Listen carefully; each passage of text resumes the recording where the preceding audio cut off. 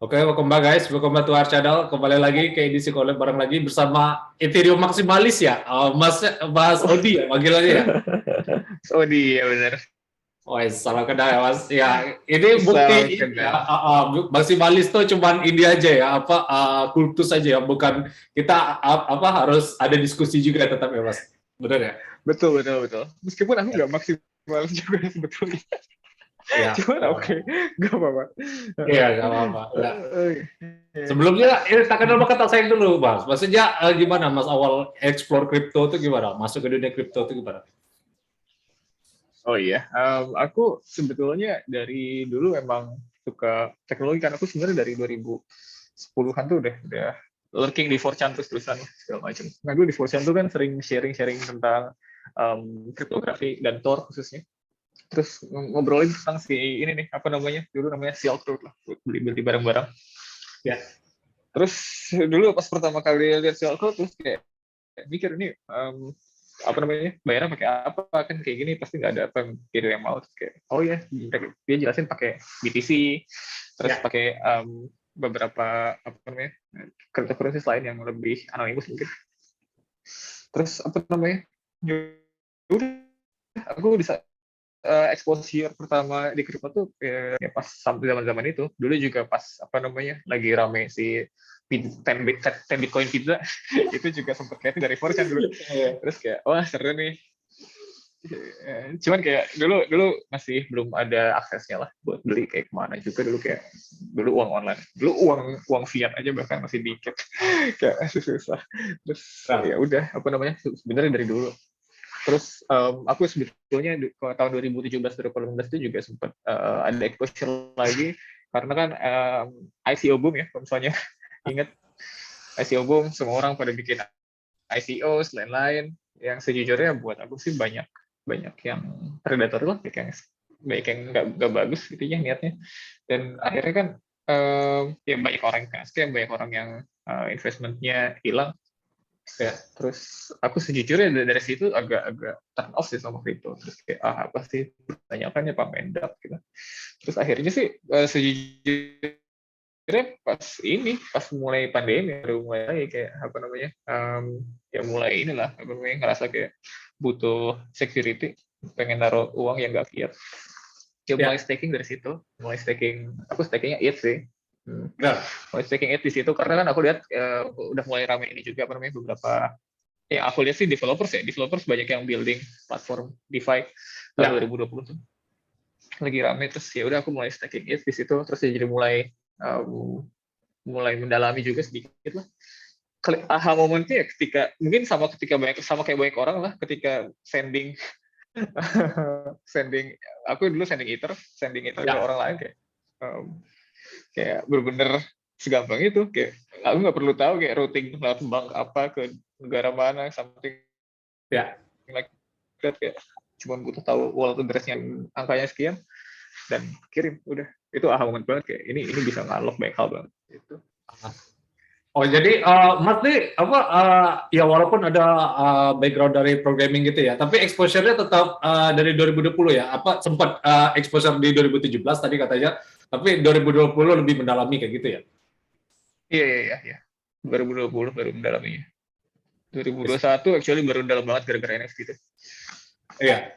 Berarti Mas ada project sendiri di sini. Maksudnya bisa di-share mungkin sedikit ininya day to day life-nya.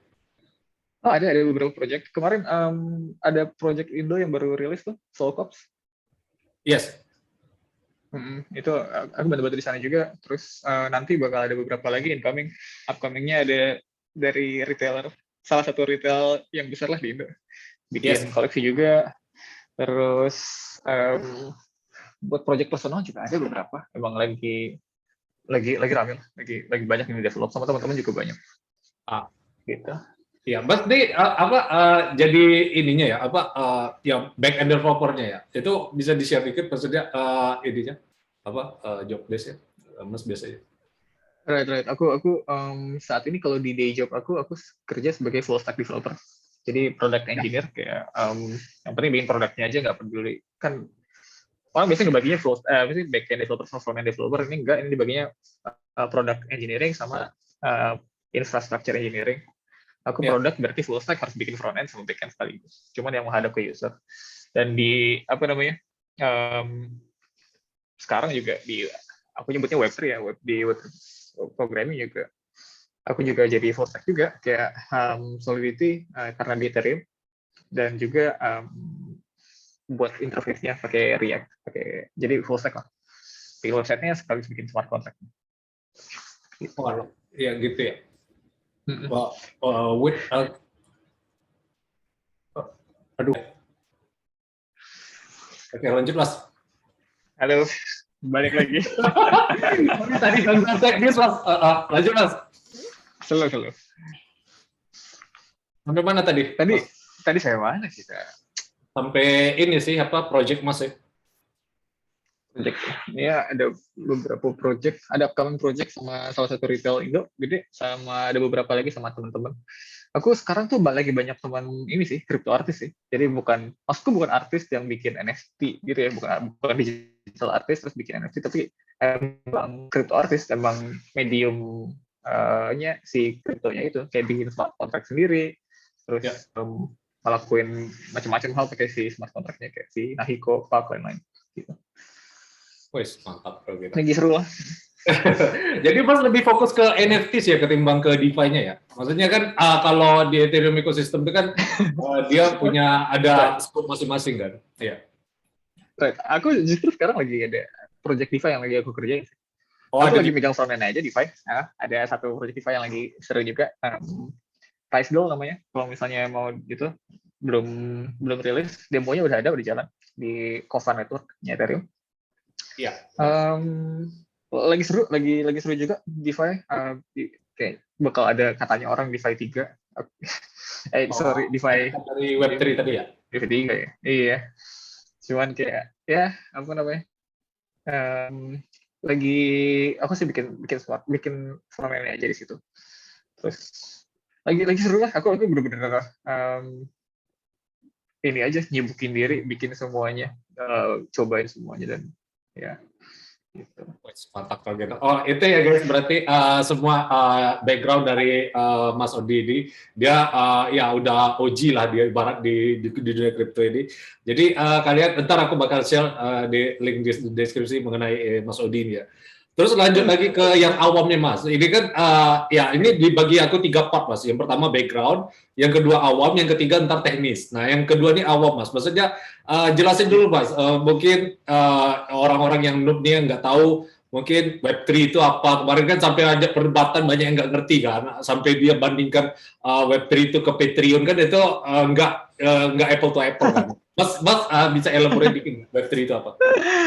Web3 simpelnya adalah kalau penjelasan simpel 3 kalimat. Kalau Web1 itu cuman bisa baca aja.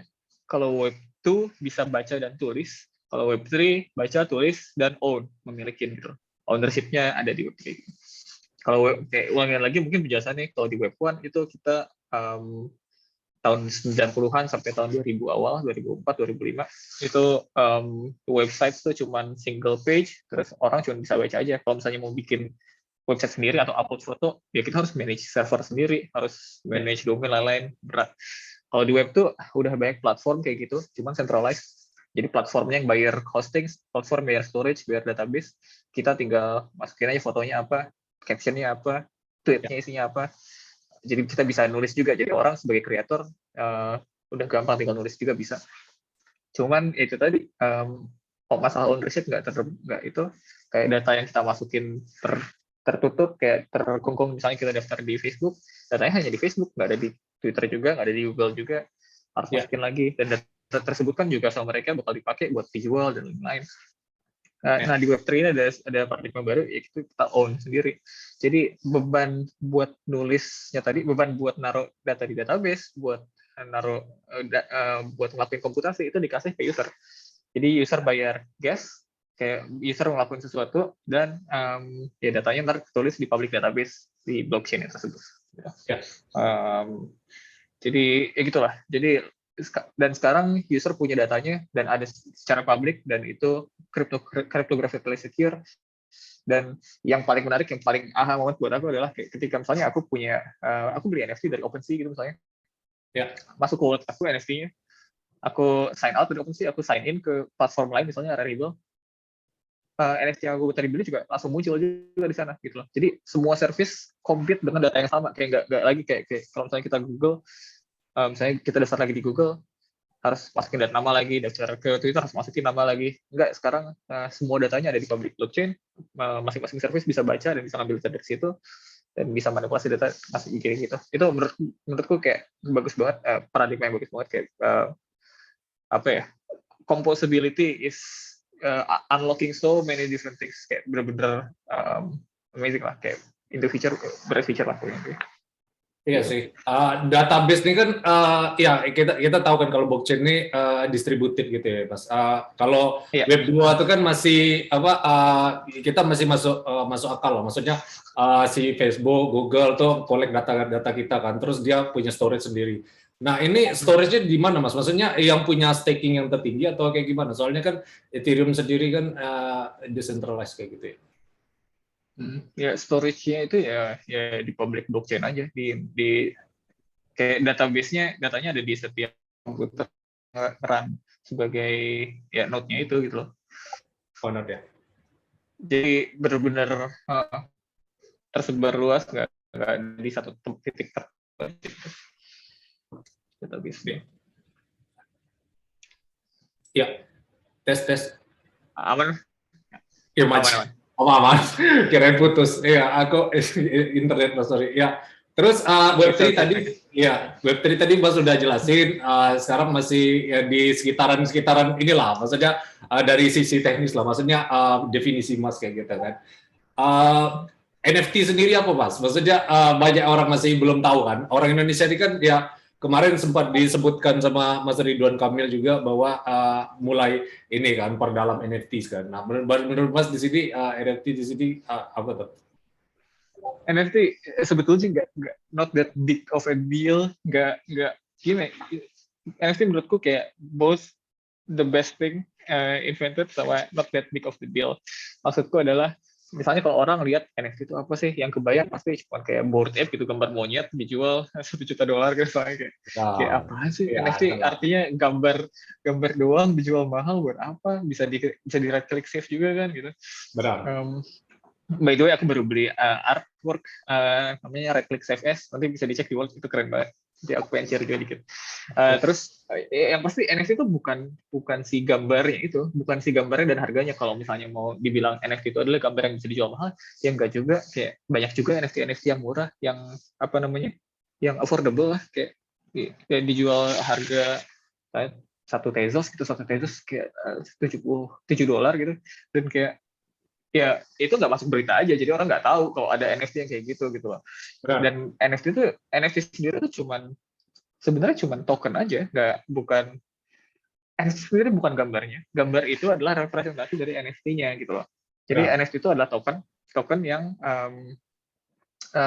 kalau istilahnya non fungible token, kayak apa artinya non fungible token? Gak ada yang ngerti artinya apa non fungible token. Non fungible token artinya ya kayak gitu ya. Intinya kayak barang yang unik, yang jadi misalnya apa ya, koleksi apa ya, misalnya ya koleksi Pokemon misalnya ya, Pokemon gitu.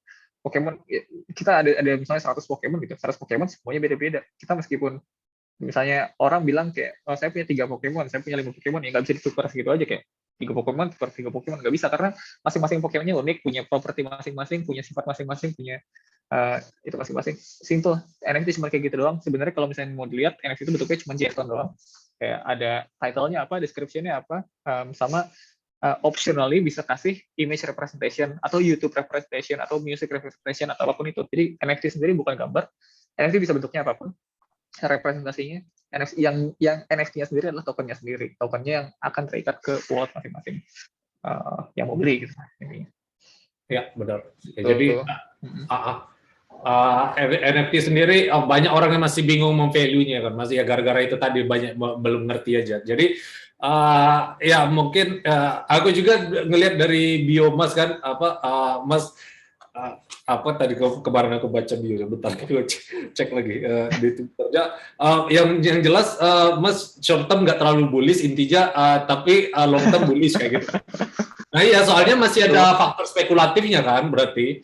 Nah jadi Betul, ya betul, betul. orang-orang yang nggak ngerti ini bakal kejebak di spekulatif itu mungkin ya karena dia beli di mania phase-nya bukan di bagian ini kan teknologi adoption kan sama kayak internet kan tahun 99 kan ada .com bubble itu kan kita masih nggak tahu Betul, apa betul. itu internet kan.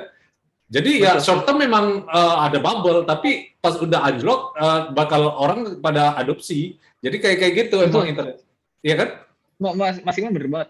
Itu perfect banget. Maksudku adalah kayak sekarang kan NFT itu adalah teknologi baru dan jelas ketika ada teknologi baru banyak orang-orang yang opportunistic ingin mendapatkan sesuatu kayak teknologi baru orang-orang pada hype ke situ ya pasti ada uang buat to be made di sana gitu dan orang-orang yang opportunistic juga bakal datang ke sana bakal pengen flipping bakal pengen trading dan lain cuman ketika itu semua udah jadi suatu hal yang common udah biasa gitu misalnya kayak kemarin .com gitu kayak semua orang beli domain.com jual tinggi perusahaan kasih namanya .com si sahamnya naik lain-lain kayak gitu tapi ketika udah down si apa sih udah nggak se-hype itu lagi .com bubble-nya burst tapi ntar utility-nya bakal masih ada si .com tersebut kayak masih banyak orang-orang yang kerjain project-project ya, di internet lain-lain nanti bakal muncul project-project bagus kayak Wikipedia kan hasil .com bubble juga kayak bener-bener kayak meskipun udah crash tuh orang-orang tetap bikin hal yang sangat-sangat berguna gitu jadi ya apapun itu kayak benar-benar bakal ada dan NFT juga menurutku kayak gitu kayak bakal ada utility-nya kayak sekarang juga udah ada udah banyak cuman nggak apa sih nanti menurutku sih bakal si faktor apa namanya spekulatifnya bakal lebih menurun lah mungkin aku juga nggak tahu mungkin tinggi juga Ya nggak ada yang tahu lah ya namanya iya spekulatif itu nggak ada yang tahu. iya who knows Ya kayak gitu sih emang natural thing lah dari spekulatif itu kan nggak cuman internet aja mas mungkin yang pertama kali electricity kan orang skeptis juga kan gimana pakai listrik takut disetrum atau gimana terus gedung tingkat 2 gimana kan iya sama kayak gitu pasti ada betul skeptis. Tapi betul ya yang telepon radio radio, telepon, ya kayak gitulah. Jadi ngerti lah. Jadi ya mungkin itu wajar ya guys. Kalau misal ada bubble lagi, jangan kaget ya, karena memang kayak gitulah teknologi adoption kayak gitu ya mas. lalu begitu ya Terus satu lagi nih mas sebelum masuk ke yang teknis kayak gitu ya. DeFi karena mas ini kan apa berkontribut di DeFi juga. Dari sisi teknis DeFi itu apa mas? Maksudnya decentralized finance itu apa?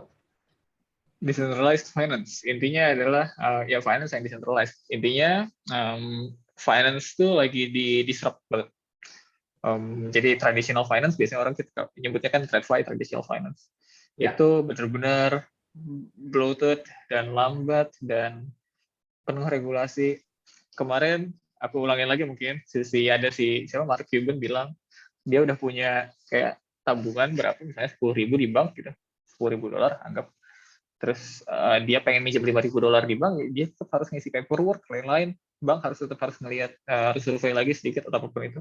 Cuman kalau misalnya di DeFi, kalau misalnya kita punya like 10.000 collateral di AV gitu misalkan, mau pinjam $5.000, bang, one click, 5 minutes cair, gitu, benar-benar cair dan kayak fee-nya sangat rendah.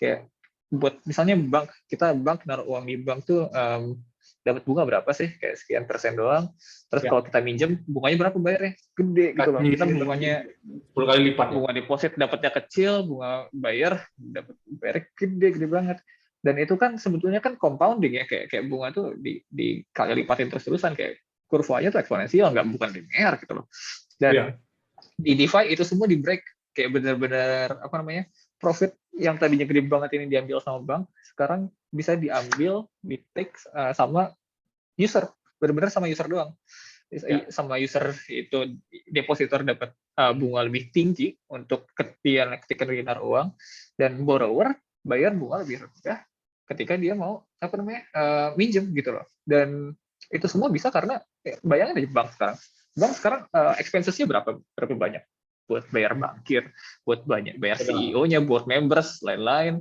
buat beli bangunan di tempat-tempat, buat maintain bangunan dan security dan lain-lain besar banget gitu. Dan itu semua di-cut sama DeFi, value-nya benar-benar di-capture sama user. fully di capture sama user, dan makanya DeFi bisa ngasih percentage API yang gede banget dan bunganya rendah banget. Itu sih. Dan banyak cara-cara lain kayak tadi mungkin nanti kita jelasin juga si collateralized lending gitu ya. Iya benar. Soalnya ya Mas yang sempat ngobrol di Spaces kemarin itu ya benar sih aku ya banyak biaya tetek bengeknya lah. Maksudnya administrasi bank itu kan kita nggak tahu duit itu kemana kan. Jadi iya. Betul. Jadi nggak efisien sebenarnya. Sebenarnya ya bank tuh yang butuh kita, bukan kita yang butuh bank kan. Selagi kita udah punya teknologi ini ya nggak perlu ada bank. Betul, dan bank tuh bisa pilih-pilih kasih juga kayak kalau misalnya misalnya yang mau daftar bank itu banyak diskriminasi lah sama orang yang misalnya mau daftar bank, bahkan diskriminasi secara ras, diskriminasi secara gender, lain-lain. Bank bisa ngambil uang seenaknya, bisa nahan uang seenaknya, bisa misalnya misalnya government pengen ngunci saldo, bisa gampang, segampang itu gitu. Kita nggak benar-benar punya uangnya di bank. Benar. Kita kasih kita percayain aja sama sebuah entitas yang centralized yang menurutku sih sebenarnya bisa buat korup, dan who knows, mungkin korup mungkin enggak. Cuman kalau di DeFi semuanya dijalanin sama code dan yang pegang ya kita sendiri gitu. Ya. Kita bisa audit semua code-nya dan lain. Iya. Ya soalnya ya itu sih banyak ya argumen ya soal itu ya. Soalnya ya kalau misal kayak CBDC lebih parah lagi sih Mas surveillance ya. Soalnya ya kita nggak ada kontrol sama sekali sama uang kita. Nggak usah jauh-jauh, kita aja nggak bisa narik 100% uang kita di bank kan, ada minimal amount yang harus kita tarik kan. Padahal duit kita kan. Iya. Betul. Kemarin pas lagi aku pengen masukin duit ke kripto, nggak bisa, dilarang sama bank ya. Batas transaksi harian. Loh kayak apa sih, kayak data yang diproses juga nggak beda, cuman saya pengen ya, transfer aja biasa, cuman ya mungkin buat mereka itu fitur keamanan ya, cuman kan secara konsep itu uang saya juga gitu. Ya saya punya otoritas yang lebih tinggi dari bank untuk akses uang saya gitu. Kayak kalau nggak bisa diakses, ya bukan benar lagi gitu rasanya kayak ya gitulah, benar-benar bank bilang itu fitur keamanan, aku mikirnya itu kayak ya dia ngambil ya ngelakuin hal yang seharusnya nggak dilakuin gitu, ngebatasin tuh ya nggak kayak gitulah caranya. Iya sih, nggak benar punya kita uangnya rasanya. Itu dari perbankan aja ya Mas. Kalau Mas lebih tahu makro kayak gitu, dari monitor sistemnya juga udah agak beres sih menurut aku.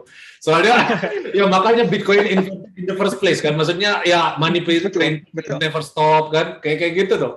Jadi yang kaya makin kaya, miskin makin miskin tuh emang karena adanya central bank. Jadi ya betul. Bitcoin dan cryptocurrency lain itu benar-benar ini sih freeing banget, dan ya nggak bisa di-stopin menurutku ini movement ini. Iya makanya kalau ya kayak misalnya money printing lah, misal contoh The Fed atau Bank Indonesia kayak gitu kan. Nah mereka kan kayak yang kemarin itu kasih ya stimulus, ada pros and cons lah, tapi kan kita harus lihat dari dua sisinya kan. Kalau dia printing money out of thin air kan untuk stimulus ekonomi, terus ngasih bantuan ke ke BLT ke orang-orang yang terdampak pandemi kayak gitu kan. Tapi kan nggak bisa kayak terus-menerus kayak gitu kan. Soalnya ya itu cuman sementara, sedangkan uang dicetak terus dan inflasi kan hasil kan. Betul, ada dampaknya. Iya. Ada dampaknya dari printing out of thin air itu, inflasi, hyperinflation juga lagi diomongin banget. US juga udah mulai kerasa. Di US lebih parah dari di Indonesia makanya. 6%. Betul. Indonesia baru berapa nggak tahu. Soalnya US kan bisa ini kan global reserve currency kan. Nah kalau misalnya circulating supply-nya udah diadopsi di seluruh dunia lagi, maksudnya ditambah reserve-nya US dollar itu, ya otomatis terdampak ke kita juga inflasinya, iya kan? Betul. Makanya itulah itu kalau makro ya Mas. Jadi mungkin ya dan lagi ngobrol ya. Indonesian rupiah tuh currency terlemah keempat. Lemah banget currency kita. Iya. Makanya impact-nya pasti gede banget kalau buat kita. Makanya kalau kita nggak adopsi kripto atau Bitcoin itu emang agak susah sih. Maksudnya inilah only hope ya kita keluar dari sistem surveillance kayak gini ya Mas. Betul, bro. Wes mantap. Itu jadi ini mengenai NFT, Web3 sampai ngobrolin makro dikit tadi ya. Ya terus ya terakhir Mas, ya masih di area awam kan kemarin tuh ya ini kan gara-gara kita move ke tower digital kan ada metaverse juga kan. Nah dari sisi Mas nih metaverse tuh apa gitu? Maksudnya dari sisi teknis kayak Mas. Dari sisi teknis ya, metaverse itu apa? Sejujurnya ya, aku juga belum tahu metaverse itu bakal jadi kayak gimana. Aku sendiri nggak terlalu percaya bakal fully VR terus kayak lain-lain. Menurutku metaverse yang ada ya mungkin extension dari yang sekarang udah ada aja bahkan sedikit. Pertama dan adanya NFT kan kita jadi bisa benar-benar own barang-barang, kayak barang-barang tuh benar-benar punya kita dan apa namanya ya bisa di trade, bisa dilakuin hal lain-lain. Menurutku metaverse sekarang udah ada dan ya segini-segini aja. Mungkin nanti bakal ada yang apa namanya bikin, kemarin tuh ada yang bikin ini apa namanya World Wide Web Land, Web3 Land itu juga bagus. Dia browser based. Kita ketika login langsung masuk, langsung apa namanya kebaca kita itemnya ada apa aja. Kalau misalnya ini di Ethereum ya, ketika dia punya NFT Cybercoin misalnya, atau misalnya Bored Ape, atau misalnya CryptoPunks, dia displaynya bakal langsung keganti, jadi si avatarnya langsung pakai avatar sesuai sama NFT-nya. Terus nanti dia bisa apa namanya punya barang-barang kayak rumah, kayak apapun itu, dan bisa didatangin sama orang-orang, kayak bener-bener apa ya, seru lah, kayak itu game doang sih, game cuman ya menarik dia karena kan gini, di dalam ini nyambung sama yang sebelumnya tentang Web2 tadi. Jadi kayak ketika di Web3 di Ethereum di tentang NFT, datanya kan ada di public domain ya, ada di public database, yaitu ada di blockchain. Jadi orang ya bisa compose dari situ aja, bisa ngambil data dari situ dan bikin representasinya. Kayak si grup Web3 lain ini dia bisa bikin avatar yang CryptoPunks, ya tinggal ngambil aja data dari blockchain kayak CryptoPunks siapa yang punya, ini kayak gimana, dan mereka tinggal bikin representasinya. Kayak menurutku itu keren banget sih, kayak apa namanya, karena datanya ada di public blockchain, orang-orang bisa build on top of that gitu, kayak bisa bikin ya gitulah intinya.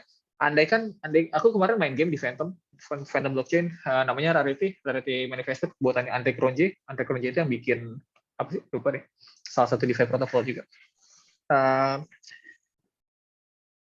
Yang keren adalah nggak ada website official satu, rarityMMO.com, cuman orang-orang lain juga bikin website yang sama gitu, bikin website tempat main game ya, datanya ngambil dari public blockchain yang sama, hal yang bisa dilakukan hal yang sama, cuman ya semua orang bisa bikin ya platformnya representasinya sesuai sama orang-orang, kayak bener-bener keren banget lah, kayak bener-bener apa namanya igniting creativity, kayak lain-lain. Dan apa ya, yang menang di sini adalah usernya gitu loh. User jadi bisa milih kayak platform mana yang paling bisa ngasih experience yang paling enak buat user gitu loh.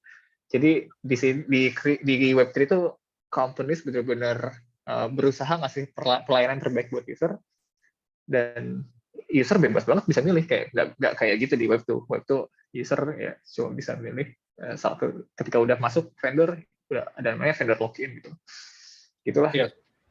Inventionnya berarti dia kayak di ownership itu ya Mas. Soalnya kalau udah nyampur kayak kayak metaverse tuh, misal contoh kita kayak game game online contoh RF lah sebut kan. Aku dulu sempat main RF juga. Kalau RF-nya tutup, kita nggak bisa punya ownership itu kan, padahal kita punya item yang bisa dijual kan. Makanya, iya. Itu kerennya itu banget, kayak bahkan item yang sama misalnya ada game lain yang pakai item itu juga gitu, bisa aja. Iya. Kayak nggak ada yang ngelarang gitu loh. Kayak misalnya RF itu tuh ya ntar ada orang bikin game lain pakai itemnya RF misalnya, dan ya mungkin fitur parity atau bahkan kayak 50% strength dari item sebelumnya atau apapun itu, cuman bisa gitu loh, di sebelumnya nggak bisa karena sebelumnya database-nya centralized dan tertutup satu sama lain. Di sini kan public dan semua orang bisa akses. Itu sih kerennya, yang menurutku benar-benar revolutionary. Iya, benar. Dan metaverse sih bakal kayak gitu. Iya, sampai Facebook aja ini kan udah mulai masuk kan. Jadi jangan sampai Facebook duluan yang menang kan. Kita kalau buat Facebook ya balik lagi di zaman game online, nggak ada bedanya, ya kan? Betul. Balik lagi ke ya indahnya adalah kayak andaikan Facebook masuk dan dia bikin Terus kalau misalnya datanya ada di public domain di blockchain, ya semua orang bisa bikin vampire attack ke aplikasinya Facebook gitu. Kayak orang lain tinggal bikin aja si metaverse yang lebih bagus dari Facebook pakai item-itemnya Facebook. We don't care gitu loh. User bakal pindah ke platform yang lebih baik tersebut gitu. Benar. Jadi ya Gitu. mungkin itulah kita nggak tahu sih kemana arah metaverse-nya. Yang jelas Nggak tahu. Nggak tahu. ya, itu kan butuh adopsi VR atau apa kan. Jadi kalau udah kita disconnect ke reality itu mungkin lebih ini ya apa yang kayak digital memang apa digital ekonomi lebih kedorong kayak gitu ya Mas mungkin. Iya mungkin. But I don't know, itu aku masih nggak tahu sih. Ya spekulatif, ya teknologi kan spekulatif jadi nggak ada yang tahu ya kayak gitu. Jadi ya betul. soal ya iya sih aku masih kayak ini sih nggak tahu ya mungkin Facebook nih arahnya emang ke sana kayak gitu. Cuman ya dia udah ngeliat potensi sebenarnya di kripto tuh semenjak ini sih Mas apa kalau Mas tahu yang Libra dulu kan tapi di shutdown Libra, kan? iya. Ya, nggak boleh dia bikin currency sendiri kan. Jadi ya udah dia masuk ke meta kayak gitu. Jadi kita udah tahu dia tuh sebenarnya Mark Zuckerberg tuh udah ngeliat potensi kripto. Kemarin aja dia ads dari kripto kan dinaikin lagi kan sempat di ban kan. Tapi sekarang lift kan ban-nya. Jadi ya kita udah ngerti lah ya, kayak gitu lah. Jadi mereka tuh udah tahu cuman nggak masih masalah compliance atau masalah apa nggak ngerti. Cuman dia kayak pelan-pelan exposure-nya kayak gitu. Iya, betul. Wes, jadi sampai kemana-mana. Menarik. Iya, menarik. Kalau dia mungkin panjang ini nggak ada sampai mungkin 12 SKS kayak gitu ya. Terus ya ini ya masuk ke ini Mas ke apa ke tenis kayak gitu ya. Ya ini kan tadi Mas sebutkan NFTs terus Web3 kayak gitu kan. Nah NFT sendiri pakainya dia tuh ERC berapa Mas? 1331 atau ERC berapa? Soalnya kan ada ERC-nya tuh yang non fungible yang token yang ini kan apa yang enggak similar sama yang ERC-nya. NFT non fungible token itu namanya buat si ERC-721 sih.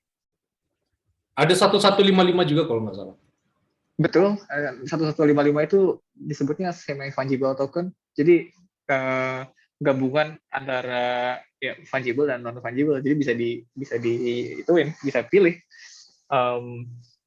Jadi intinya 1155 itu satu kontrak bisa bikin beberapa jenis NFT, bisa dibikin beberapa jenis token yang bisa multiple editions gitu loh. Misalnya kayak token yang ID1 itu single edition. Jadi berarti dia non fungible, jadi cuma ada satu doang.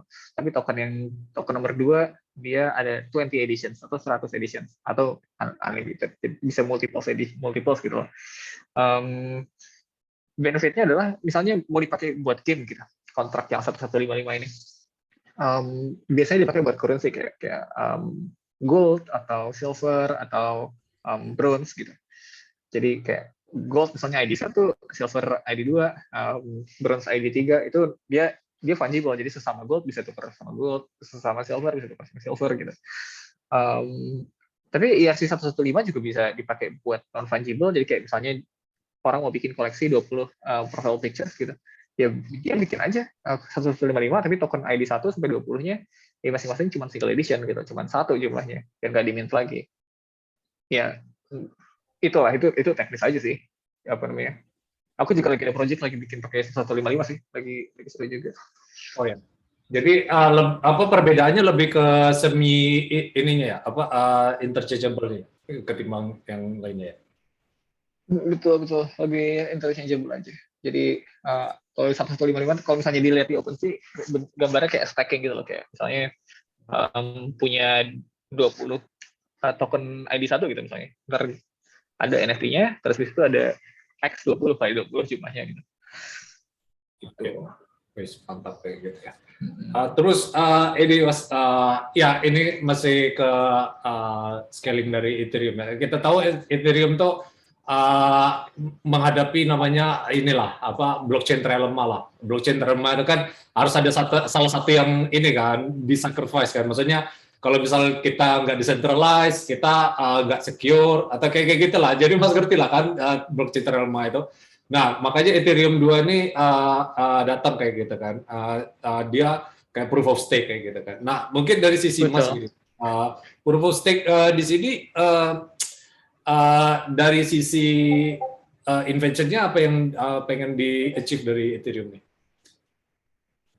Yang pengen di-achieve itu Lebih sebetulnya ke nih scalability-nya kan? Iya.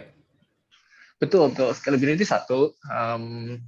Ini one stone several birds gitu loh. Scalability, terus habis itu environmental impact, terus mungkin apa namanya si transaction sih mungkin karena menurutku sih kayaknya enggak ya nggak tahu. Uh, ya, dan lain-lain.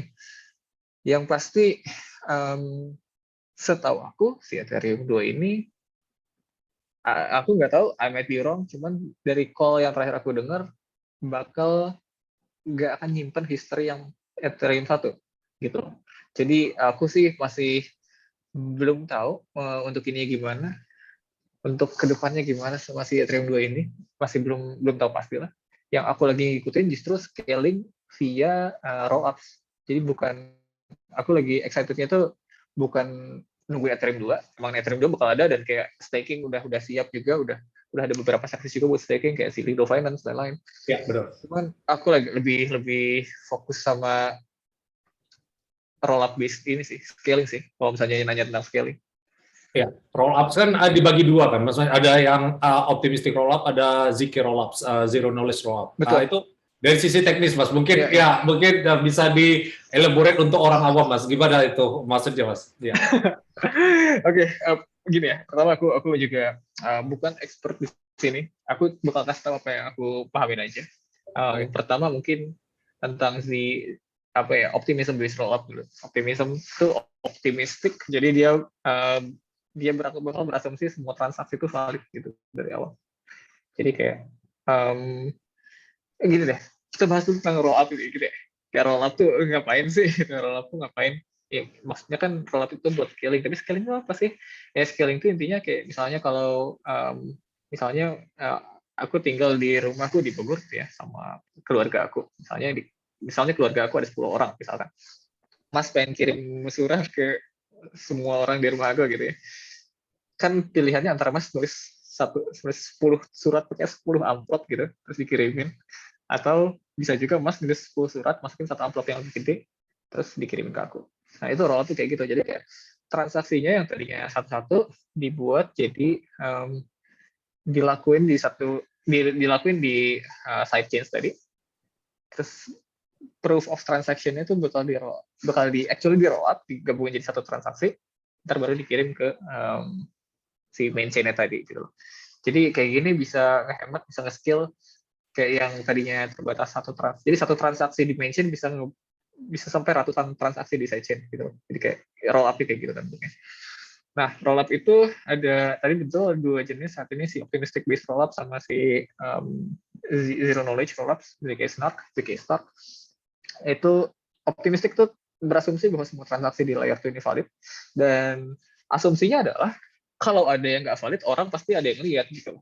Jadi Ya. namanya fraud proof ya kalau nggak salah ya. Jadi asumsi dia optimistik semua transaksi dianggap valid, ntar dikompil dikirim ke main chain gitu. Ya. Terus ketika ada yang bilang oh ini transaksinya fraudulen palsu gitu, nah yang bilang ini dia ngasih fraud proofnya kayak gimana, terus validator yang tadi ngevalidasi optimism based rollup ini bakal dicoret gitu loh, bakal dihilangin, nggak boleh ngevalidasi lagi gitu, dan mereka hilang uang juga lain-lain gitu, ntar dikasih penalti. Itu optimism based rollups menurutku kurang elegan, kayak masih banyak yang manual, terus kayak nggak not the future buatku future-nya adalah si zero knowledge based rollups. Zero knowledge ini base-nya adalah some mathematical shit yang kompleks, aku juga kayak itu, cuman intinya base itu ZK Stark atau ZK Stark, zero knowledge succinctly bla bla bla, panjang lah itu istilah kriptografi. Ya, kita untuk awam aja mas. Ya. Terus yang pasti bedanya sama optimism, actually si transaction ini bakal dijalanin dan dikoreksi sama si validatornya dulu gitu, dan bakal dikasih bukti secara zero knowledge ke main chain bahwa si transaksi ini valid gitu. Ada ya, base-nya matematik lah. Aku juga kurang paham itu ya, apa yang dilakukan. Cuman yang pasti dia jadi jauh lebih limited dibanding sama optimism based rollups gitu. Kalau di optimism based rollups kayak benar-benar segampang itu, dan bahkan bisa jalanin smart contract yang sama gitu langsung. Dan kalau di zero knowledge lebih kompleks lah untuk bisa jalanin si smart contract. Cuman development-nya udah lagi ke arah sana, dan aku juga ngikutin. Aku belum tahu banyak juga, cuman udah lumayan ya ngikutin aja lah. Lagi nyoba-nyobain juga sama beberapa platform, beberapa sidechain kayak si zkSync online gitu.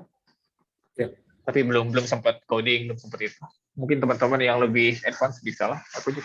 Aku malah disuruh belajar juga. Iya, benar-benar. Ya, berarti itu maksudnya layer 2 ya, Mas? Atau sidechain atau apa? Bisa mungkin Mas elaborate? Ya, layer 2 jadinya kan. Jadi layer 2 itu ya tadi yang kayak aku bilang, kayak si di main layer-nya kerjanya cuma sedikit, jadi nge-offload beban si proving-nya, lain-lainnya itu ke layer 2 gitu loh. Layer 2 ini jadi layer 2 itu biasanya ada mungkin blockchain sendiri dan punya proof of punya metode konsensus sendiri, lain-lain. Terus yang nanti bakal tadi nge-roll up ke layer 1. Jadi hasil si transaksinya tadi dikumpulin, dimasukin lagi ke satu transaksi di layer 1 gitu. Jadi layer 2 ini bisa lebih cepat dan lain-lain, tapi dia bakal sacrifice security mungkin ya gitu. Tapi kan security-nya ntar bakal ditaruh di layer 1 yang security-nya tinggi juga, jadi pastinya aman lah. Dan dengan adanya zero knowledge proof bisa itu. Gimana? Ya, kemarin soalnya baru ada aja berita juga yang kena hack lagi kan, maksudnya yang DAO-nya kayak gitu kan. Jadi ya masih banyak sih, benar yang kata Mas, security yang harus di sacrifice tuh. Ya layer tuh mungkin kebanyakan kayak gitu ya. Maksudnya banyak yang ngeklaim juga kan sebagai ETH killer kan, padahal mereka di atas Ethereum kan, layer 2 kan. Jadi makanya aku kadang agak heran juga ya, kayak gitu kan. Mungkin Mas bisa elaborate perspektif Mas gimana menurut Mas tentang itu? Tentang ETH killer. Menurutku ETH killer bakal muncul aja jelas. Menurutku juga ini sih, mungkin definisi Mas tadi tentang aku bias maksimalis bukan juga, meskipun saat ini aku benar-benar mendalami ETH doang, karena itu cuman karena keterbatasan aku aja sebagai manusia gitu, kayak benar-benar waktunya terbatas, dan kayak 1 bulan di kripto tuh rasanya kayak setahun, kayak benar-benar banyak banget yang mesti dikecap, banyak banget yang mesti dituin, dan aku nggak bisa ngikutin semuanya, kayak emang cuma bisa ngikutin sedikit doang, dan aku lagi fokus di Ethereum itu aja. Cuman personally aku mikir the future is multi chain lah. Kayak ada place buat masing-masing chain yang bagus-bagus ya. Maksudnya kayak ya ya ada tempat lah. Menurutku nggak cuman bakal ada satu pemenang chain dan kayak dia jadi the source of source of truth buat semua hal. Menurutku nggak kayak gitu. Menurutku mungkin kadang buat beberapa aplikasi tertentu atau paradigma tertentu kita butuh yang block size-nya lebih kecil tapi si speed-nya lebih cepat, tapi lain-lain gitu. Ya itu kan trade off aja. Kayak nanti juga bakal ketemulah sweet spot-nya buat masing-masing aplikasi, cocoknya di chain apa. Cuman ya gitu. ETH killer bakal ada, cuman aku sih kurang bullish sama chains yang cuman sekedar tweak parameter di gas aja, kayak blok timer bloknya dikecilin atau apa. Menurutku orang-orang yang di Ethereum Foundation udah cukup bagus untuk mikirin si trade-off-nya dari masing-masing parameter. Dan ya butuh yang either paradigma baru atau misalnya yang lebih enak makinya, kayak Solana misalnya. Solana menurutku juga ya bagus lah gitu. Iya sih. Ya kalau hukum dari free market tuh kan ya walaupun tetap ada ya, maksudnya chain-chain yang lain. Ya bukan berarti bisa bunuh ETH killer juga sih, maksud aku bisa jadi ETH killer juga, soalnya ya kita tahu kayak semuanya tuh bakal duopoli ujung-ujungnya kalau free market tuh, kayak Nike sama Adidas, tapi tetap ada yang lain, tetap ada, cuman tetap ada dua yang jadi superior kayak gitu maksudnya. Terus apalagi ya yang Pepsi sama Coca-Cola kayak gitu loh. Jadi ya hukum free market tuh biasanya menghasilkan duopoli sih mas. Kalau dari teori ekonomi ya. Cuman kita nggak tahu ntar di chain ini kayak gimana. Tapi rata-rata free market tuh kayak gitu sih. Mungkin bahkan bisa lebih dari 20, mungkin bisa banyak kayak gitu. We are dealing with something entirely new here, kayak decentralized Iya, economy, benar. decentralized everything. Mungkin some other thing will come up gitu. Mungkin bahkan bukan duopoli. Gitu. Ya, benar. Jadi ya itu ya mengenai ini. Terus tadi kan sempat ya, disebut proof of stake juga ya, Mas. Jadi itu kan untuk kita jadi validator tuh butuh kayak 32 if kan, Mas, untuk jadi no validator. Nah, itu Untuk di Ethereum ya. ada mathematical proof-nya kan. Maksudnya ya kan kalau misal kita sebenarnya untuk masuk ke jadi validator itu kan bisa juga melalui exchange kayak gitu kan, itu sistem patungan di sana pool kayak gitu kan. Nah kalau yang Betul, betul. 32 if-nya tuh itu dapat angka dari mana? Maksudnya itu arbitrase saja atau gimana? Uh, aku jujur aja, aku nggak tahu angkanya dapat dari mana. Mungkin arbitrary, mungkin cuman apa ya, angka yang tinggi aja, jadi biar nggak semua orang bisa jadi validator langsung gitu. Cuman aku sejujurnya aku nggak tahu kenapa angkanya 32. Menarik juga, ntar aku cari tahu. Mantap. Jadi ya itu ya. Soalnya ya memang sih, maksudnya namanya kayak stakeholder kan, maksudnya pemangku kepentingan lah, maksudnya Iya, kayak pemerintah iya, atau DAO kayak gitu kan. Jadi iya, ya kita emang harus punya stake yang lebih tinggi untuk menguasai the network kan. Jadi ya wajar sih. Terus juga itu kan betul, makin betul. tinggi stake-nya makin tinggi ininya kan, apa yield yang kita dapat kan dari stake itu kan. Betul, betul ya. Dan yang pasti menurutku sih kayak ketika aturannya ada, orang bakal nyari cara untuk gamify aturannya. Kayak ini kan sekarang juga bahkan Ethereum 2 belum ada, udah ada si Lido Finance. Ada beberapa cara lain buat pooling juga, buat pool itu juga. Jadi kayak pool staking. Jadi berapapun Ethereum yang kita punya ya bisa, nggak usah 30, nggak usah punya 32 cash gitu.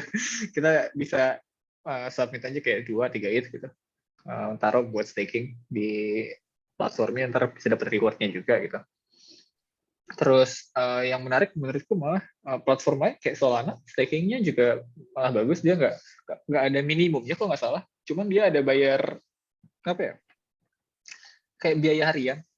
Kayak kalau misalnya di Ethereum kan 32 ETH itu sekitar berapa ya? Satu M1 lah. Gitu, satu M sekian. Di Solana bayarnya kayak 1 sol per hari. 1 sol tuh ya lebih rendah lah intinya kalau per tahun dibanding sama Ethereum. Cuman ya apa namanya, ya ada kayak gitu juga. Jadi jelas ada apa ya, mekanisme buat buat filtering orang-orang juga ada gitu. Yang pasti proof of stake ya meskipun Ethereum bakal si 32 itu ya bukan satu-satunya cara kayak gitu, ada cara-cara lain buat si POS Ya, benar. kayak si Solana ini. Berarti itu nge-disrupt ini kan Mas, proof of work dari Ethereum kan, maksudnya sekarang masih mining kan, jadi para miner tuh nafsunya gimana Mas kalau proof of stake kayak gitu? Honestly aku nggak tahu. Honestly aku nggak Ya, tahu main gimana, belum mendalami. Sekarang kan ada MEC ya, kayak si apa namanya, front ya, running bot lain-lain, itu kan ya. bisa dipakai miner juga. Aku nggak tahu, mungkin bakal hilang sepenuhnya MEC. Tapi who knows, aku nggak tahu, aku nggak se technical itu, Ya, nggak benar. sedalam itu. Cuman Ya, cukup tertarik juga sama nanti kayak gimana. ya. Soalnya emang yang digagas dari awal Ethereum Foundation tuh, aku taunya si Vitalik itu emang ini sih apa proof of stake sih emang visinya. Jadi kalau proof of work kan ya masih yang Mas bilang tadi kayak kita climate issue kayak gitu. Jadi lebih fokus ke proof. Menurutku nggak climate issue sama sekali sih. Kayak uh, energi yang dipakai buat gaming itu lebih besar daripada energi buat Itu Ethereum as a aku whole setuju gitu itu. Oh. kan. Kayak dan apa guna dari gaming, apa guna dari cryptocurrencies, apa guna dari Ethereum like literally powering this global trade yang permissionless, yang Benar. benar-benar powerful, kayak uang yang programmable gitu dibanding sama gaming gitu. Dan orang-orang ya terlalu apa ya, terlalu nge-demonize kripto aja, mungkin kayak kelihatan, karena yang kelihatan di berita adalah mining rig yang gede-gede banget dan lain-lain. Cuman kan mining rig tersebut juga apa ya, ya nggak sebanyak itu kayak katanya, aku nggak tahu data benerannya, ada blognya yang bilang kayak, di entire Ethereum network itu ngambil energi sejumlah YouTube gitu loh. Totalnya YouTube, kayak data centernya YouTube dan lain-lain yang segede gitu punya Google, dan kayak menurutku itu trade off yang bagus banget dibandingin saya sama traditional finance. Traditional finance berapa carbon footprintnya? Nggak punya Nah, uang, actually mining the earth buat dapetin rarity, buat benar. dapetin scarcity, kayak buat ngambil emas, buat ngambil silver gitu, kayak dari bumi, kayak harus mining earth-nya, ngerusak buminya, actually ngerusak dan ngebakar dan pakai chemical yang berbahaya dan eksploitasi orang-orang. Sementara di cryptocurrency nggak kayak gitu, buat dapetin rarity, buat dapetin scarcity, cuma tinggal ngejalanin aplikasi, hitung hash, keluar gitu loh. Dan dapat rarity juga tuh. Ya, Menurutku jelas-jelas trade off yang sangat bagus, kayak bisa nyelamatin environment malah. benar. Ya itu sih emang visinya kan dari Ethereum. Makanya aku sempat sebutin di awal kayak gitu. Mungkin ya masalah ini ya, apa MEV-nya tadi ya, mungkin para miner ya yang butuh ya jadi ya mungkin miner ya mungkin setahun 2 tahun sekarang kan masih fase beacon chain kan, masih belum phase zero lah. Jadi masih miner tuh masih ada harapan lah. Cuman kalau misal udah proof of stake, aku nggak tahu sih miner deh. Ya. No idea juga. Ya, ya.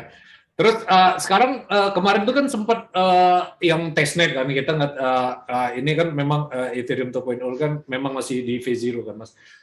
Sempat gagal juga kan ininya yang emang itu tujuan testnet ya. Maksudnya kita sebelum masuk mainnet kan melalui testnet.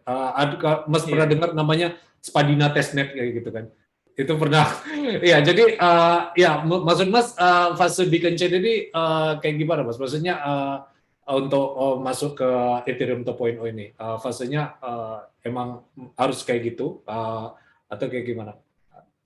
Sejujurnya aku sendiri nggak ngikutin sepenuhnya juga buat si development yang Ethereum 2.0, apa khususnya yang terbaru ya. Kayak gimana itunya. Cuman ya anu sih belum tahu aja sih. Mungkin malah Mas Iman bisa ceritain dikit. Ya aku ya, pengen tahu di bagian teknis ya sih. Aku cuma ngikutin berita ya. Jadi aku tuh Oh, kan ya iya. Aku pengen aku belum bisa jauh sih. Aku iya, nggak belum apa-apa, nggak ngikutin apa-apa. Ya, jadi development. ya, yang jelas aku bacanya tuh kemarin kayak gini, Mas. Jadi sebelum fase bikin chain kayak gitu kan.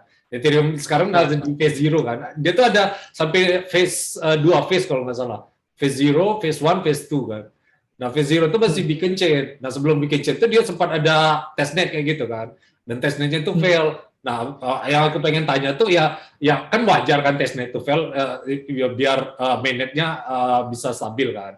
Nah, cuma untuk fase ke situ tuh membutuhkan sacrifice kayak gitu gak? Soalnya itu kan yang membuat Ethereum 2.0 tuh delay selama ini kan. Maksudnya Ethereum 2.0 tuh udah dari Iya, udah 2018, Mas. lama. Udah. Udah lama Betul. makanya kan karena testnetnya fail terus. Jadi ya kemarin ada Spadina, ada Hekla. Makanya aku pengen ada kayak tahu aja di sini. Mungkin yang teknis ya bisa inilah. Cuman Mas tadi bilang sendiri, mungkin aku bakal cari sendiri lah next ya kayak gitu mungkin. Iya, maaf banget aku juga ini Iya, sih. gak apa-apa, Belum gak apa. sempat ke sana. Ya mungkin ini next time aja. Terus yang masalah DeFi mas, tadi kan kita udah bahas kayak gitu ya DeFi ya. CDP mas, maksudnya kan itu salah satu invention ya, maksudnya protokol kayak Maker, Aave kayak gitu kan. Jadi kita tuh Hmm. kayak yieldnya tuh stable coin itu kita secara tidak langsung decentralized, dia tuh peg di $1. Karena tiap kali kalau apa misal harganya lebih dari $1, orang insentif untuk ngejual. Terus kalau Iya, apa iya, di betul. bawah $1 insentif untuk membeli kayak gitu kan. Jadi bisa Betul, dijelasin betul. dulu mas, apa CDP itu apa mas? Teknisnya aku nggak tahu ya. Maksudnya gini, aku mungkin lebih ke arah konsep kali ya. Menurutku, invention kayak stable coins yang algoritmik kayak gini, ini bagus banget.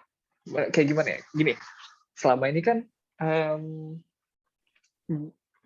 kemampuan money printing itu benar-benar centralized dan otoritasnya cuma ada di central bank, cuman ada di government, cuman government yang punya kebijakan dan apa namanya wewenang buat printing money gitu loh. Dan mereka print money ya dan perhitungan mereka yang I don't know what, yang nggak public, yang ketika dibutuhkan print, ketika nggak, cuman kayak decision-nya apa nggak jelas gitu loh. Dan menurutku gini, banyak orang-orang pinter kita di seluruh dunia, matematikawan dan lain-lain, yang sebenarnya bisa bikin sistem-sistem yang lebih efisien dibanding yang government lakuin sekarang, yang inflationary. Contohnya ya platform kayak gini, terus kayak bahkan nanti ada yang baru-baru kayak I don't know, mungkin Om pernah denger kan, kayak mereka bisa bikin something yang stable tanpa apa namanya, tanpa actually harus ada hard peg-nya gitu kan, kayak bener-bener mereka jadi kayak karena si kemampuan money printing ini di democratize, orang-orang pinter ini yang like actually jago at math, jago at ekonomi, mereka bisa eksperimen kayak mekanisme money printing mana sih yang paling efisien, yang bagus, yang paling stable, yang gak inflationary, yang bakal terikat ke yang stable gitu. Kayak development stable coins itu bener-bener salah satu hal yang keren banget menurutku, yang makanya DeFi bisa foundation dari DeFi itu ya stable coins menurutku. Dan kayak development di stable coins tuh ini banget sih, apa namanya, interesting banget. Aku gimana ngejelasin ya, udah benar, amazing aja. Kayak, ya walaupun kayak aku gimana Mas? Gimana?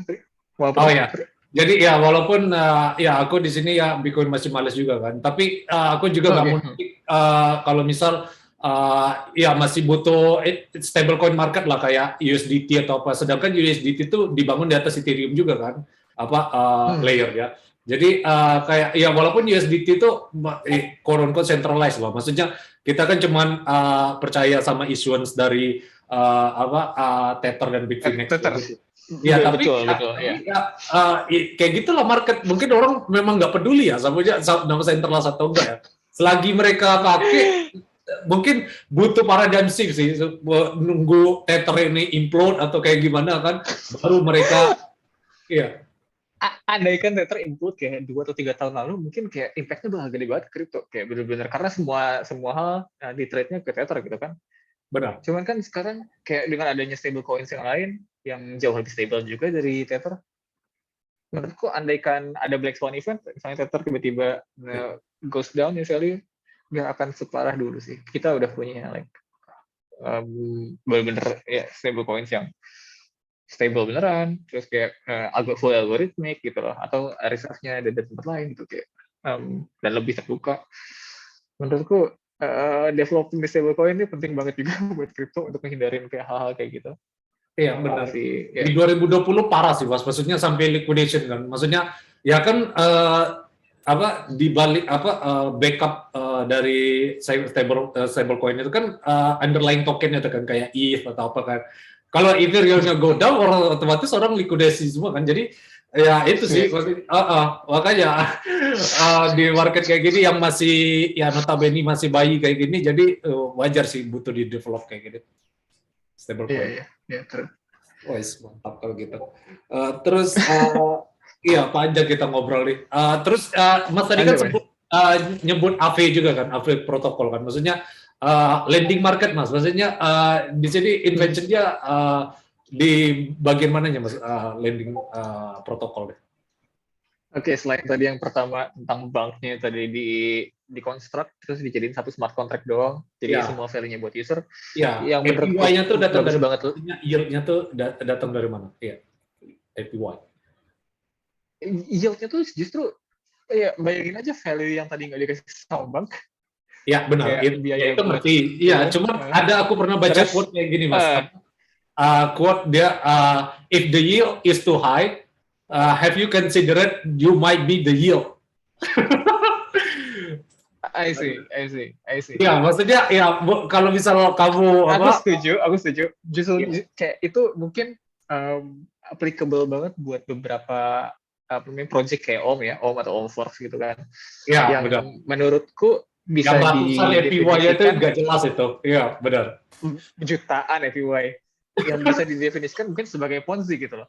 Cuman menurutku nggak fair juga menyamakan Web3 Ponzi dengan Web2, bukan Web2 ya, kayak crypto Ponzi dan pas Ponzi gitu loh. Karena kan di Ponzi scheme sebelumnya benar-benar ada leader yang emang berniat jahat dan bisa take the money gitu loh, langsung. Sementara di crypto Ponzi kayak gini, orang tuh tahu apa yang dia masukin gitu, kayak tahu ini sistemnya Ponzi like, tapi nggak ada leader yang bisa ngambil uang segitu aja, kayak kodenya open source, treasury-nya juga kelihatan secara publik gitu, dan owner juga nggak bisa recall juga lah, bisa aja recall kalau kodenya dijahatin, cuman kan di beberapa sistem yang bagus kayak si Om gitu, kayak kodenya udah open source, bisa dilihat kayak orang nggak bisa langsung ambil duitnya kabur gitu, nggak, karena di lock pakai si kode tersebut gitu loh. Ya, agak beda sih, kayak I don't know, aku bahkan jadi mikir ulang kayak apakah Ponzi itu inherently bad? Enggak, menurutku Ponzi ya skema aja, skema. Orang bakal tertarik buat ngikutin skema-skema kayak gini, money, apa sih, wealth gain kayak gini. Cuman kan Ya, yang buruk di Ponzi kan dulu, yang iya makanya free market, dan yang buruk di Ponzi zaman dulu karena ada leadernya manusia yang bisa corrupt gitu. Saat ini kan ya dikontrol semua pakai code gitu, kayak orang bisa lihat, bisa apa namanya, audit, bisa cek treasury, bisa cek wallet orang, bisa cek ya kodenya. If you get into this, you know what you're doing gitu. You should know what you're doing. Benar. Gitu. Menurutku sih ya gitu. Ya yieldnya emang bener dari orang-orang yang baru masuk lagi, cuman is that inherently bad? I don't know. I don't think so. Ya, benar. Ya, free market sih. Gitu. Ya, you get the risk, you get the reward lah. Jadi ya itu risk to reward berbanding lurus lah. Iya, benar. Betul. Nah, terakhir nih Mas, pertanyaan fun aja. Maksudnya, menurut Mas, the flippening ini bakal happen nggak? Maksudnya, Ethereum bisa nyalip Bitcoin nggak, kira-kira? Minggu lalu lagi ada chartnya menarik tuh. Ethereum per BTC lagi tinggi-tingginya, kayak paling tinggi dari 3 tahun terakhir. Menurut aku personally, ngerasa bahwa flippening bakal ada. Kayak mungkin flippeningnya, I don't know, kayak aku nggak tahu actually flippening itu apa, apakah satu ETH sama dengan satu BTC, apakah I don't know, aku bukan tahu pasti bakal ada juga, cuman kayak aku ngerasa kayaknya bakal ada. Kayaknya Bitcoin has like great ideas, kayak nggak bisa dipungkirin cryptocurrency sekarang nggak bisa ada kalau misalnya nggak ada Bitcoin. Kayak Bitcoin like has the perfect name, kayak the perfect founding someone gitu loh, kayak ada Anonymous bener-bener yang kita nggak tahu sampai sekarang, and it should be like that, kayak bener-bener historically kayak secara histori juga bagus gitu, kayak Bitcoin has the value and has the idea and has everything, dan kayak mesti di-acknowledge, nggak bisa kayak gini tanpa Bitcoin, jelas. Cuman aku personally mikir kayak Ethereum unlock sesuatu hal, kayak apa yang di-unlock sama Ethereum adalah smart contracts. Kayak kita bisa ngejalanin code, like uangnya jadi programmable gitu loh. Si value tadi jadi programmable, dan menurutku itu penting banget. Kayak andaikan andaikan bayangin pasir di pantai, pasirnya biasa aja silikon. Cuma ketika kita bikin pasir tersebut bisa ngejalanin code, jadi chip, jadi komputer, value-nya jadi infinitely better, kayak bener-bener ngebantu, bisa ngelakuin apa aja, bisa like apapun yang ketika dibuat programmable bakal jadi eksponensial lah, kayak impact-nya ke society. Dan ketika uang, kayak ada uang fiat, evolve jadi Bitcoin, kayak Bitcoin ada public ledger, ada bisa transaksi secara digital, dan bisa truly owning things, dan ada true rarity juga pakai proof of work tadi. Ethereum takes it one step ahead, dan this step-nya menurutku sih big banget, yaitu adding like this programmability layer gitu, jadi kayak bisa bikin program on top of the money. Dan aku sebagai programmer, aku ngeliat value yang tinggi banget gitu. Yes, benar. Ya, jadi itu ya masalah flippening kayak gitu ya. Terus Mas kan ini ada yang nanya di grup kayak gitu ya, terakhir tadi. Gimana kalau misal pengen skill apa yang pengen skill apa yang bisa di-involve kalau biasa pengen di-involve di blockchain kayak gitu Mas? Skill apa yang perlu digenjot? Honestly, skill yang perlu digenjot benar-benar cuma blockchain programming aja. Kayak Ya. lebih gampang buat orang yang nggak ngerti programming sekali buat belajar programming di crypto dibanding orang yang udah punya pengalaman sebelumnya. Karena kayak sebelumnya kan kita misalnya coding aplikasi gitu. Kita tuh dulu diajarin buat bikin aplikasi, buat bikin front-end-nya sama bikin servernya gitu. Ya sekarang servernya udah ganti, udah nggak pakai server lagi. Kodenya public dan jalan di semua komputer orang. Ya kita sekarang codingnya smart contract. Yang tadinya backend programmer ganti jadi smart programmer. Jadi kalau misalnya baru mulai banget belajar front-end seperti biasa, terus belajar ya smart contract programming aja sih kalau menurutku. Gitu. Ini untuk di ya. Ya. Itu ada yang nanya di grup soalnya tadi. Ya, sebenarnya masih banyak ini yang pengen ditanya. Mungkin part 2-nya ngajak Mas Imre juga ya Mas, sekali lagi. Iya, boleh. Next time aja. Iya, terakhir Mas, belum menutup nih, price prediction. Maksudnya, ya ini fun aja, maksudnya non-financial price. Maksudnya, menurut Mas, Ethereum ke harga mana, Bitcoin ke harga mana nih? Ini fun aja, ini non-financial price ya. Maksudnya, kemana nih harganya? Atau the moon atau udah selesai, ini bull marketnya gara-gara kemarin anjlok kan? Iya. Aku dua-duanya bullish, honestly. Dua-duanya bullish. Aku nggak tahu harga gimana, cuman Ethereum 20.000 is not a dream sih menurutku. Benar. Ya, bakal.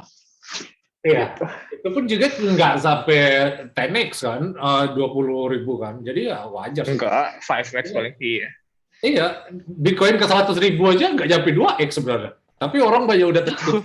Kita tahu. Betul. Aku juga bahkan bullish Bitcoin 100x gitu, 100k gitu kayak Bitcoin 100k. Aku bahkan tadinya mikir kayak last bull season tuh bisa sampai 100k gitu. Tapi ya belum. Atau enggak, I don't know. Iya, sekarang ini udah bagus ya. Di Indonesia cuman yang kayak gitu ya. Ya udah, yang lucu tuh kemarin tuh deh. Top-topnya di 69, bottomnya di 42 gitu. Itu angka Elon Musk itu. Angka Elon Musk. Aduh, itu meme yang paling ini sih, meme of century itu emang Elon Musk nih. Asli. Tapi emang kayak kita hidup di simulasi aja, maksudnya kayak sebuahnya itu udah kayak dirancang kayak gitu. Iya kan? Betul. Betul. Aneh. Ya itu emang dunia meme kayak gitu. Jadi ya thank you Mas udah main-main di channel Crypto dia. Maybe next time ya part 2 aja ntar ajak Mas Imre kayak gitu ya. Jadi kita collab bareng kayak gitu. Let's go. Oh iya. Let's go. Like and subscribe to our channel ya guys.